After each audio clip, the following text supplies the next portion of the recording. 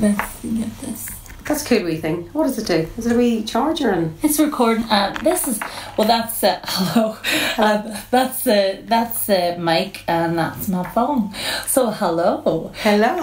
We've got our tea. This is Children of the Revolution, and this is Mary. Mary, Mary, we're going to hear a bit more about what you're doing in terms of your business that you've got, but also the first question. So my name is Louise Taylor. The first question I ask anybody is, do you think we need a revolution? What exactly is a revolution? What sort of a revolution? Well, this is it. Do you think we need any kind of revolution? Like a revolution's like a turnaround, a change, a complete, yes, like completely. A 180. Yeah. A 180 and massive something. change across a lot of aspects in life. Like there's a lot of areas that need to change. Health and fitness for one. And that's your area? Yeah. People's perception of themselves. Wow. Yeah. You know, is another. They're two big things. I mean, especially for women. Yes. And even women, women of like my kind of generation, as in like, 30, 40, 50, that kind of that would be a lot of ones that I would see. That sort of an age group. So you think that, so in terms of a revolution, you think in terms of the way a lot of women particularly view themselves? Oh, totally. Like, I mean, we're all now stuck. Like, obviously the younger ones are stuck with this whole Instagram and this image of what, people should look like online, but they're all filtered to fuck, like. Nobody looks like themselves. It's like, oh, how long can I make myself have cat ears? Yeah, on a flawless complexion. Yeah, but I also like those filters, but then I also like the authentic, the genuine, the realness. But that revolution had to happen in myself. I was saying to you out there, 10 years ago my body would have been very similar to the body I have now. 10 years ago I hated it, now I love it. See, it's strange. I mean, you start to... but that's what I don't know, is that as you get older you just don't give a fuck anymore? Do you know? Yeah. Is it? I don't know. I just don't... I don't get as hung up on the little things. You know what I mean? Like the bit of fat under your bra strap doesn't annoy me as much. I can still go out. Yes. And I'll tell you what, a big thing last week. Was it last week or the week before I was going out? It was one of my friends. It was her 50th. And I was like, oh my God, I need to get something good. I know I need to get something to wear. Get out with all the girls, 8 girls, 9 girls. Oh jeez, I need to get something to wear. I have a wardrobe of things to wear. Yes. But I was thinking, I need to get something new to wear. God, need to look well. And girls are all, because we're all going out and everybody else. And then had to just step back for a minute and go, all of these girls love you. Yes. They don't care if you've got like the latest dress on out of River Island. They don't care if you went and got your makeup done with whoever. Yes. We're not out to go, oh, look at you, they're gonna love me whether I rock up in yes. naked with a bandana on my head. They don't care. So I just says, calm down. Naked with a bandana in your head. Well, that has happened. I remember when we went to the river. Oh yeah. Naked, bandana on the head in the river. Yeah. So you're all self-love and appreciation and the cold water and all. I didn't get naked, but I did enjoy watching others get naked, and I just didn't get naked. It was only me and Andrea. Well, yeah, I think so. But it was lovely because it was just about embracing who you were. I think I didn't get naked because I was a bit worried about getting the clothes back on. It was too cold. It was so I was cold. frozen. And here is the mother. We're just recording an interview. I'm just doing an interview. Yes. Okay. Yes. See you in a bit. Talk to you later. Okay. Oh dear. So that's the mother calling in. Oh, isn't that lovely? So we met on a rewilding weekend. A weekend, it was a year and a half ago. Oh, what been? Oh yeah, September last year. Was it not June? No, it was September because it was cold. Oh, but it's cold in June too. Oh, right, okay. Maybe it was June. I can't remember. It's Ireland. It's cold all year.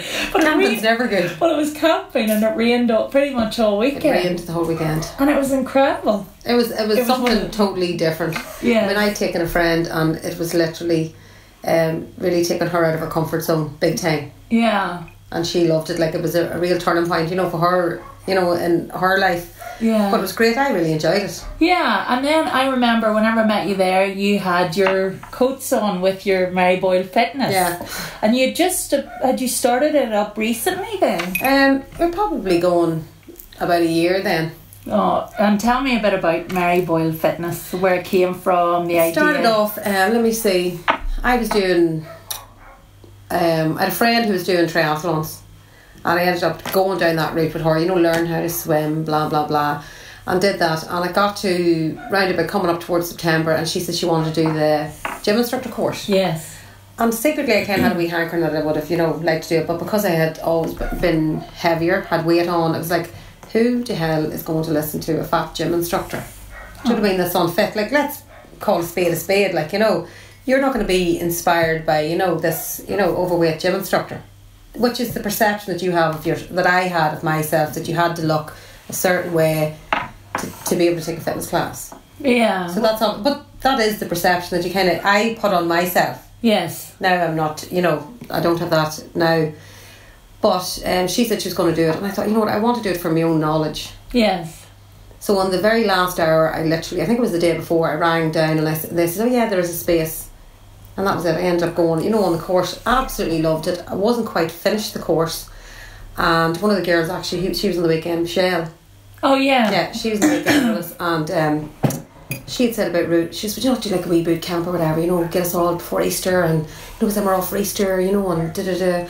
And I said, tell you what, I said, if we get I think it was 8 people for 8 weeks, and it covers the cost of the venue and stuff, I said, right, she will do it. I said, look, but you know that, that I'm not, I'm not fully qualified. There's not, we're literally here, everybody's here in their own bat, that's it. Mm-hmm. And then it just took off, it just grew. Awesome. Just kind of grew legs, and just it was like, oh shit, this is actually happening. So it was only like we were just doing like a wee hit circuit class on a early mornings up in the local community centre. Sister was one of the caretakers, and it really took off. And then we were down in Carling, me and Carleen and Martina and my niece Sarah Jane were down in Carleen's house in Carrickfergus it was. And they were watching, was it The Secret we'd watched, or it could have been, what's the one, Wayne Dyer's, the movie? I don't know Wayne Dyer. I know of Wayne Dyer, but I don't know what the movie. The movie, I can't remember, it was one or the other. I think we could have actually watched the two of them that weekend, but we did watch The Secret, and we were watching it, and it was all about, it was actually surgery, and for her to find, where she wanted to do and all this here. So we're trying to, just to kind of bring positivity into her life. Yes. And we'd all been out for the day in Belfast, and a great day out for something to eat and made in Belfast, and a great bit of crack in that there, a couple of wee gins and that back at the house. And we watched The Secret, and in the middle of it there's a point in it where it says, you need to visualise what you're going to do, you need to feel the moment, and you need to be there, and all this here, and feel it, and ask, believe, receive, all of this here. And I'm like standing up in the middle of the room, and I'm like, I could see myself now. I've got a microphone on, and I'm on the stage, and I'm there, and I'm saying, I'm taking a pump class, and I wasn't taking no fucking pump class. It was all in my head, but I believed it true. And I was like going, oh my god, this is like the power of, the law of attraction and all this here crack. And then it just happened. There's pictures now of me on a stage with a microphone on, taking a pump class. Isn't that unbelievable? Do you know? How many of these interviews we talk about the law of attraction? Oh. And visualisations and vision boards. But it's positive. It's really important, I think, when people are manifesting or trying to make things happen, that there can be no negative consequences to other people. No, just like that's something. I have another friend who actually says to me that when you're dealing with, ask, believe, receive, and the law of attraction, that maybe the fact that you're attracting that to you, there is consequence to someone else. So there is a yin and yang. That's why it's important that whenever I do it, I'm thinking, me, my family, humanity. So is this going to hurt? I don't want it to hurt anybody. I just want it to be positive for everybody. But the law of attraction is saying there is abundance for all of it. For everybody can win, but we've been taught often that if you're winning, I'm losing. So that also, I'm trying to find that. And I don't know enough about it, but she would have spoke to me about it. We went away for a weekend down to her mother's mobile, and she spoke about that a lot. Now a lot of the stuff went right over my head. It's actually it comes up so much, but I do think that was the thing that she kept. She said, be careful what you ask for, and things too that say as it starts to get busy, I keep going, it's getting busy. Oh my god, it's very busy, and there's a lot of people, and then it gets busier because I'm obviously putting that out there, and that's what's coming back. And you see, whenever I turn around, last year, whatever, the phone pinging, and it was like cancelling a class, cancel, and then that was getting in on me. Yes. And then I kept on thinking, every time the phone beeped, I thought it was somebody cancelling. But then it started that it was, because I was putting that out there. Yes. And next thing you had 20 in the class, then you had 2. But that's because you were putting it out there. Yeah, so it's like if a cancellation happens or something like that, I'm like, this is my free time. I'm supposed to go and do something, or I'm supposed, like, now I've only got 5.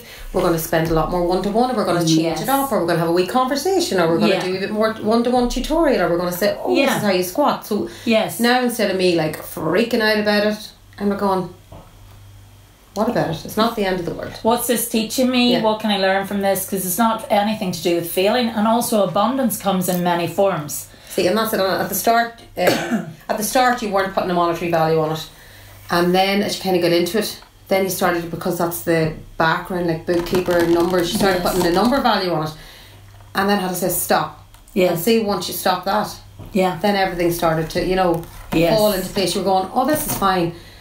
Everything's fine. Everything's good. Like, and there was times where, like, I mean, in a way back, like at the start, there was a girl, and her husband wasn't well. He had a very bad illness. Well, he actually passed away, and there was times where we were up there, and it wasn't even paying you to go, because it was just maybe me and her up in a big hall. Mm-hmm. But she came every week. She was there, so I was there. Do you know what I mean? Yes. So it didn't matter, like, I mean, and I would never ever turn around and message and say, sorry, can't make it. Yeah. But she was there, I was there. That was the time the carers come in. And it's those things that you kind of go, you know what? That's why you do it. And we were talking about this before. That's why you don't do it for... The fitness is important, but it's certainly not the main, maybe it's not the main impact I think you may be having. No, there is ones, like, I mean, anyone that comes, and I've had a few ones, like, say, for, coming to you one-to-one and that. And I'd say, oh, you're looking boot camp, go away on about yourself, because it's not going to happen here. I am not going to turn around and say, okay, in 6 weeks you're going to have a half a stone on. Off, you're going to have a back on again in 3. Mm-hmm. Do you know, it's just not who I am. It's not something like I bounced in and out, lost weight, put it on, lost weight, put it on. Now I'm just nice and consistent. Over Christmas I'll put on a wee bit, the body fat will go up a wee bit. Mm-hmm. But I didn't kill anybody, nobody died.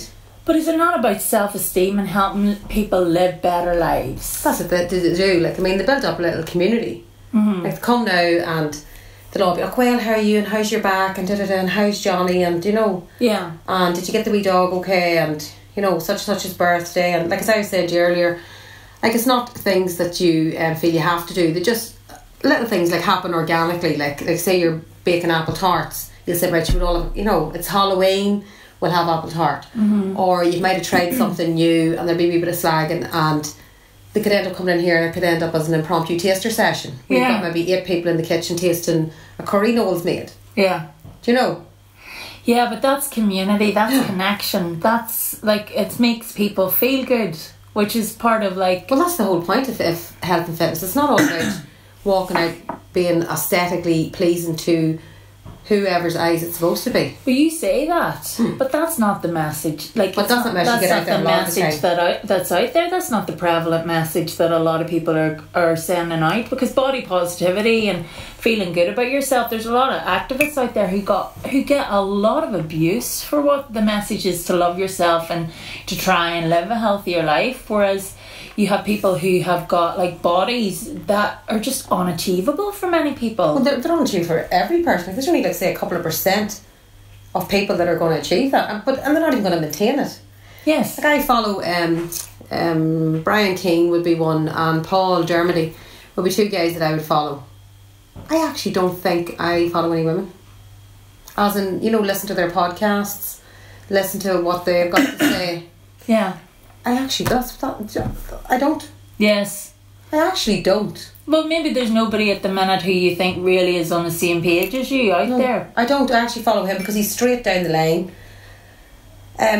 He's just straight down the line. He's honest. He just doesn't. There's no bullshit. That could be a gap in the market with your name all over. Do your podcast. Yeah, where he's just not. It's hard to say. Like, I mean, on one hand, you're saying love your body, love it as it is.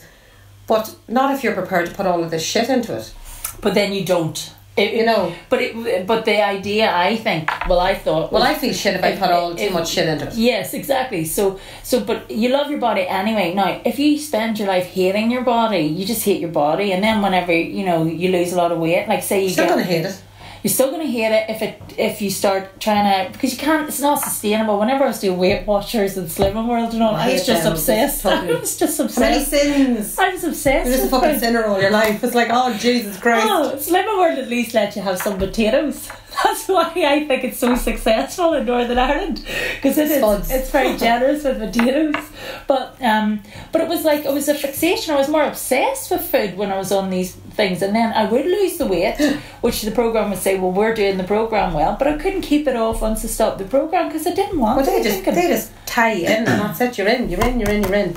So I would say, that's why I would say, if you love your body anyway, then you become nicer to it, and then you treat it better, and then you're more respectful. I think you have to sort your head out before you sort your body out. Yes. But it's all connected. You literally have to, like, if your head's not in the game, you can lose 20 stone and you're still going to hate your body. It's not going to matter. You're not going to appreciate the small steps. Like, again, like I have different ones that are coming, and a lot of them are saying, like, I mean, their head's now in a better place. I have ones coming 1-to-1 and they're saying, like, I'm here because my husband now says I'm a nicer person to be with. But you know what I mean? Because I'm back to liking myself again. I'm eating a wee bit healthier, and even like a lot of the time you're coming and it's more for a chat. Like, I mean, there's that much talk, and I don't know whether there's any working out done. Do you know what I mean? Because you're and then things run over. Like, I started the strength stuff, which I absolutely love, and they run over. Like, I mean, an hour. Are you kidding me? Like, the first ones were maybe 2 hours. And it was getting to the stage where like I know you're coming here at 12, but what time did you get your kids at? 3. Okay, I do lunch.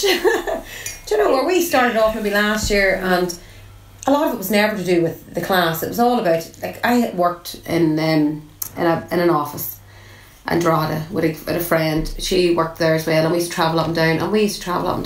We were both, she was an accountant and I was a bookkeeper, and she worked over the bridge and I worked this side of the bridge, and we used to, maybe some days we'd say, like, we'll get out early and we'll know we're going to do the banking or something, or we would end up then driving out to Bettystown and sitting out on a wall in Bettystown saying, oh, when you love someday, like, I mean, you were off on a Friday. Imagine you were off on a Friday and all you did was do your wee class and then went for lunch with your friend. Imagine. Wouldn't that be the life? Wouldn't that be class? That'd be just and this was our dream 15 years ago, was to have a Friday off, go and do a wee class, you know, have a coffee with your friends, a wee bit of lunch. Now, if you were feeling really, you know, you might get a wee facial, or maybe you get your hair blow dried. But that was our kind of, that was my dream, was to have more time just to do stupid shit. It was never to do it, you know.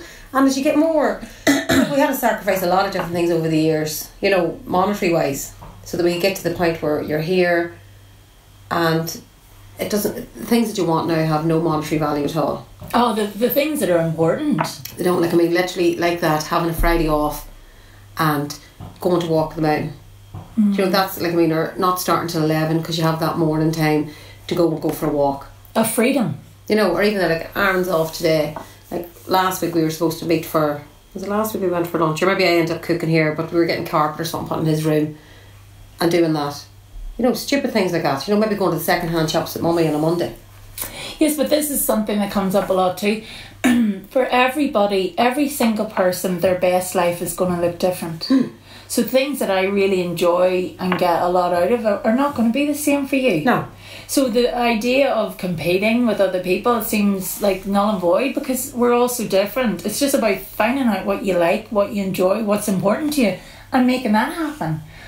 You know, I was thinking, like, years ago, I hate tidying my house and I hate cleaning my house. Do I want a massive house? Because no, that would be stressful. Like, that would just stress the shit out of me. Yeah, that would stress the life out of me. But no, I have to clean it. Oh, I have to decorate, and I'm not like. Don't get me wrong, I don't mind tidying the house, but I can literally have this house clean from top to bottom in under an hour. If you turn around and says to me, oh my god, such come on, I could have the toilets bleached, floors, I could be my hands and all the floors washed out, and possibly the front of the presses in an hour. But I am very happy with my house and the size of my house and everything. But we're taught that bigger is better. No, bigger's not better. I literally, we came away from that. At one stage we were putting this house up for sale and buying into the whole, oh, let's go, big house. Had this up for sale, once it come and looked at it, we had an offer on it. Now it turned out that it didn't go through. We went and we were looking at houses, looking at land, looking at everything, ready to jump in and get up to our bollocks in debt with a mortgage that we'd still be paying when we're 60. For what? So that, you know, you could drive past and say, "It's a lovely house she has." I'm sitting in there with no heating on because I couldn't afford to heat the house. Yes. I am in the same clothes this, 15 years because I can't even afford to get anything out of the second hand shop, never mind anywhere else. Yeah. And I have had to work, 50, 60, 70 hours a week just to keep, a roof over my head. And no, you just said no. And this is it, like that. I think this all feeds into like gratitude, and maybe one thing we were saying, like gratitude, feeling good for what you have, being grateful for what you have as opposed to what you have not. Comparison is the thief of joy, which you said. But the other thing, and I'm just aware, let me see. Oh, they fly these interviews. The other thing was, you get to a point where you just don't buy into a lot of the bollocks anymore. But it's not an age thing again. I keep on pulling everything back to whether it's an age thing or it's a more acceptance of yourself and knowing yourself. It's I don't know whether the different things that happen in life, you become more aware, self-aware. Yeah, but it's also it's all a lot of nonsense. I don't know. I can say that on one side, like saying, okay, it's an age thing, but then it's also true that I know women of my age who are so materialistic and so, having to look a certain way. Like, I'm fine without makeup. I think that's okay. All I would say is, are you happy? Oh, totally. Yeah, but I mean, for the woman who looks completely different, I'm like, are you happy? Are you loving life? I can guarantee you that a lot of them, if they looked inside, no. It's all sad. Yeah, but that's where, like, I just love it. Life just keeps getting better and better and better for me, and there's so much of the nonsense. I'm just going, I'm not playing into this anymore. No, I just don't give a fuck anymore. I'm just like, no. I know the good thing is, I turned around and was reading that book. I haven't actually read it because I think I've actually wrote it. That there, I don't give a fuck book. And I just know the thing, and I read a wee bit of it, and then again, your man Paul is all about the fuck it button, and I'm just like, I don't care if I curse. I curse. That's okay. I'm honest. I love cursing. I love cursing. I love all words. All words are good. They're all vocabulary. I can spell that word. Sometimes I can't spell other words, and I'm not a stupid person. But I just don't care, and I don't mind calling people out their shit now. Whereas before I would have been like, that's nice. Whereas now I'm like going, a fucking liar. I have to avoid people if they're because I can't. If they're telling themselves shit. They're talking themselves into a shithole. If they're not being authentic and genuine, and I know, I'm like, actually, I don't know if I can. I need to walk away, or I'm going to say something you're going to really. Oh, I'm just going to be like, that's not true. That's a load of nonsense. Oh no, I don't agree, and things like that. And to certain people, they can see that as quite an aggressive thing if you don't agree with them. But I'm like you. It's like we were saying earlier. It's not. I don't have any more time to worry about what other people think. I don't care anymore. I'm like, I haven't time to invest in this shit, so we're going to move on. Okay. And I said to them, like, the girls that are at the group and the accountability group, I'm like going, don't talk shit to me. Like, I was the fat girl, and then I post up the picture and I go, so you telling me that you bullshit? Did I not tell you that I went for an interview I was all Slim and World to the last. I was like Slim and World. They had me in their fucking cult. They had me bling, bling. I want to be a Slim World representative. Every some God, you're so motivated, so you should go into Slim World. I was like, oh. And then I did. I went for the interview, right? You have been unsuccessful. Do you know why I was unsuccessful? Why? The turn says, like, if somebody came into you and they said, and I become, they were saying about, weight, and I said, no, sure, like, they have to realise that they didn't get weight on. And the one thing, and a few different friends would say, I even saw you would say, like, that's what, you just lost that interview because of that. Like, don't say that. And I was going, but it's true. You didn't get fat from licking stamps. Do you know what I mean? I didn't get fat from licking stamps. Jam buns. £2 of butter in a McCann's. Oh, Jesus. Murphy's Kitchen. See when I was pregnant with Lucia. See, pregnant with Lucia. I mean, every time I was pregnant, and I would just be like, it's a baby, and whenever 100 calories a day, is it? That's all you're allowed, extra. But I was eating trifles. I remember my husband came back with 2 chocolate sundaes, and I was like, have you met me? Any more than that? I need the fucking family chocolate sundae. But it's like, I don't know. I think a lot of like what you're doing at the minute is making people feel better and reminding women that the best is yet to come. Oh, it's just getting better. It's just getting better. I just think it's just getting better. It's like, this is deadly. I love my life. Time of my life. I'm out there having the crack and this is supposed to be a job. What the fuck? When they turn around and say, if you're doing whatever you love, blah blah blah, you never work. Never work a day in your life. Never work. And I go to a guy up in and another thing once said to me, why are you going to a gym whenever you have a gym? I said, because you're motivating people all the time. That sometimes you just need somebody just to motivate you. It's not that I can't motivate myself. Look, I can motivate myself, but you want somebody just to push you that wee bit further. Yes. You know, and then it's just to get away from it. And also, like, I mean, it's an education thing. When I go up there, I'm literally getting all his experience telling me how to, do what I'm doing. Plus, he's very good with, if I come up and I say, oh, such and such is doing this, he'll say, right, check this, check this, check this. That's brilliant. Aye, but that's where, with my counselling, I have to be supervised. I have to have a supervisor. It's just so that I can offer a better service. Yeah, like, I mean, you wouldn't turn around, like, I mean, the day you think you know it all, then...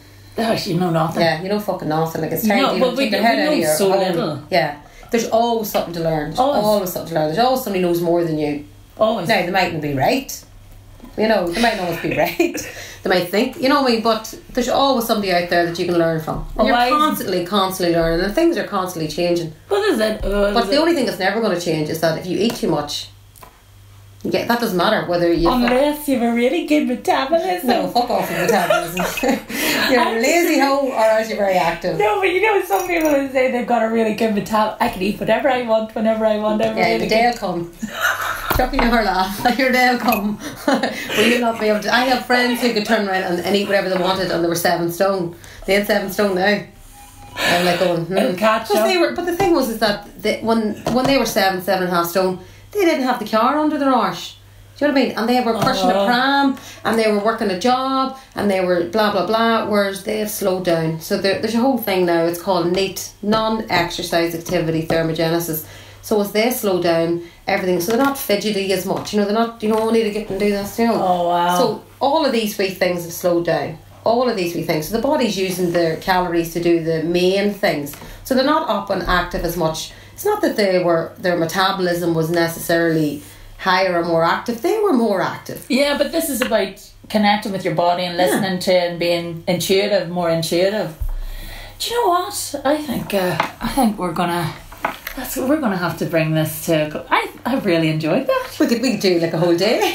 We'd have to do a whole catch up. Well, how have you found that? Yeah, it's very very easy. Just have the crackler, just have a chat. It is, but also, is there anything you would like to say to anybody about what you offer or what you think's important when connecting with your body and thinking about? I think women in general, like, I mean, they really need to love the skin they're in. Oh yeah. They have to, like, I mean, you have to accept it. Like, I mean, this is it. There's not a trial run. That's it. There's only one goal. I know. There's no point in saying, oh, whenever I lose a half a pound, I'll be happy. Oh, whenever I get into a dress size, blah, blah, blah, I'll be happy. And these are all numbers. Numbers. Whenever this happens. And I'm like going, like, seriously, when we done our accountability group, and they're like, oh, what does that mean? And I goes, it's a number. Don't you be worrying your wee head about what it means. I says, by the time we're finished all of this, I says, you're going to be a better place. As far as, like, your fitness is going to be up. You're going to be more aware of what you're eating. And you're going to really like yourself a lot more. And you're going to build up a wee community of people around you that are so goddamn supportive. So whenever you have a shit day and you want to hit the fuck it button, they're going to be there to say, no, you're awesome. Don't hit the fuck it button. But they're also going to turn around and say, like, why did you eat that bloody cake? Are you okay? Do you accept you ate the cake? That's fine, now move the fuck on. Yeah. You ate the cake. Like Caroline is saying today, just on a final, she's going to the Merchant today. And she's like, I really want to go and enjoy it. And I says, it's one tea. It's one high tea. Eat a decent breakfast. Go enjoy it. Eat all the scones and all the treats. Enjoy it. It's your bloody partner's mother's birthday, whatever. I says, but don't come home that night. I says, and crack open, a bottle of Prosecco and then mill into the big, bowl of crisps and dips and all them lovely things that Zoe makes. Zoe, don't be doing all the cheese and crackers and all that there and then turn around and say, oh, fuck. And then feel like shit about yourself. Go enjoy the occasion. And people are turning around and saying about Christmas. Christmas is like one day. And then you might have, Boxing Day, have your this. And you might have wee days and snippets and nights out. But people starting Christmas on the 1st of December and making it last to the 3rd of January. What do they expect is going to happen? Think they're going to rock out of it feeling amazing? No, they're going to feel like shit. They are. Yeah, they are. They're going to walk out and they're going to go, by the time Christmas hits, they won't even fit into their Christmas clothes that they bought, you know. They'll be like Christmas Day going, oh, I can't fit into that. I'm like, elastic. Your Christmas jumper will be a bit tight. You look like ho ho ho in your Christmas jumper. Oh, Mary, thank you so much. Oh, thank you. For the banter. All right. See you later. Bye.